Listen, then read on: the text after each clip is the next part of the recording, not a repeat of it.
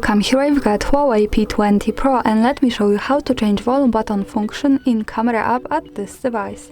So let's start by tapping on camera button to open it, and for now we are on standard photo mode. The volume buttons here are from the right, so let me try to use them now to see how they work with the camera. And as you can see, by tapping on them I can easily take a picture. To change that function, let's go to right corner button so we can open camera settings. Here we have to slide a little to find volume button function, and when we tap on it we can decide between shutter, which is now zoom, and focus. So let me change it to zoom to show you how it works different. Let's move back to the camera, and now let me try to use volume buttons once again. As you can see, I can easily get closer to my subject now and also move back, so I can use zoom by tapping on volume buttons. That's all, thanks for watching, subscribe our channel and leave the thumbs up.